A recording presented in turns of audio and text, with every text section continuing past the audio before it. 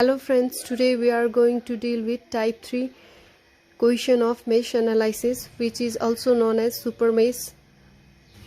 When a single current source is shared by two meshes, then it is known as the super mesh. When a single current source is shared by two meshes, then it is known as the super mesh case. For the type 1 and type 2 question, you can go through the link provided in the description box. Let's start our super mesh question. Friends, for solving any mesh analysis question, first and foremost, all you need to do is you need to identify the number of meshes. Here in a given electrical circuit, we are having 1, 2, 3 number of meshes. After the mesh, all you need to do is you need to assume the direction as per your wish. We have assumed the direction already. All are in clockwise. You can take it in clockwise, anti-clockwise, as per your wish. After that, give the name of the current you need to identify.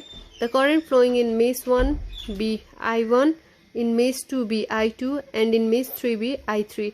After that, you need to put sign.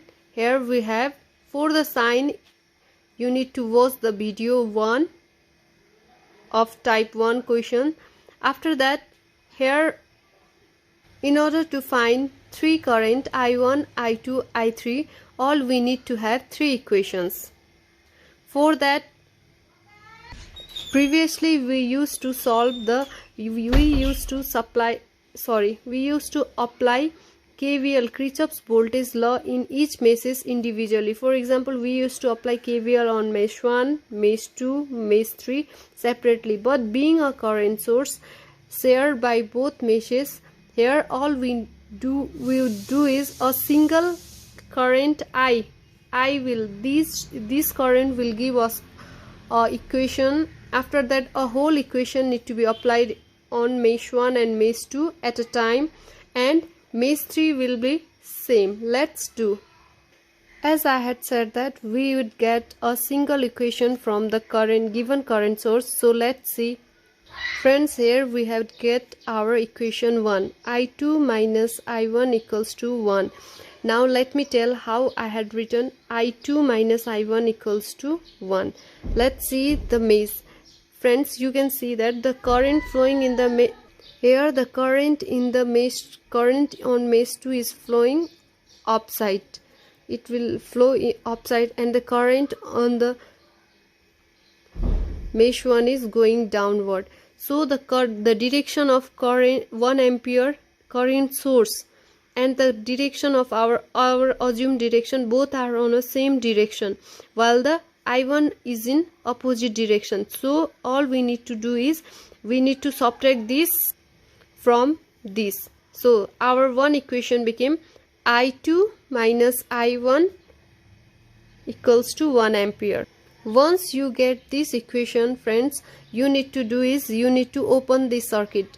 Now we will apply the Kirchhoff's voltage law on the whole equation. Now our new mesh became like this. So we need to do is we need to apply equation on a super mesh.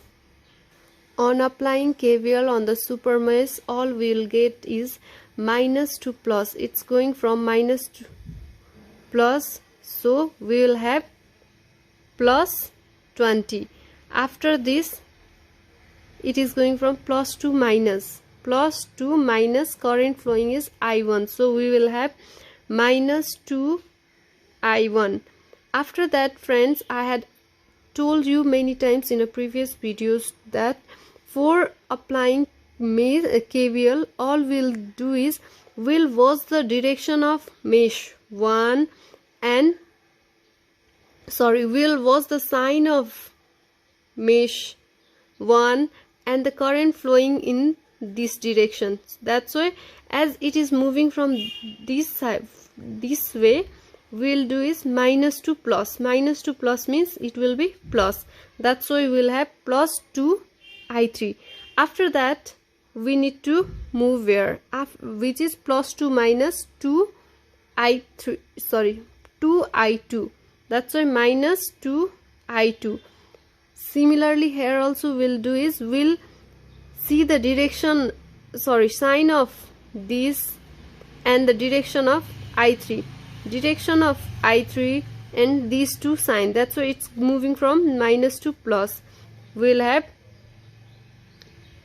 plus 2i3, and that's all about the mesh 2. This will be our equation of super mesh. After that we'll apply Kirchhoff's voltage law on mesh 3 in a similar way as we used to do on type 1 questions. Now here let's start. As it is flowing from plus to minus, we will have plus to minus 3. We will have minus 3 i3. After that it is moving from plus to similarly here also 2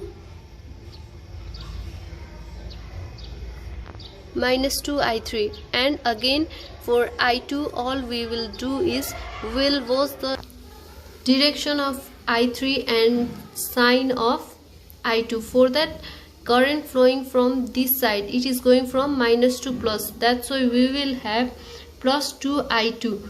And similarly in case of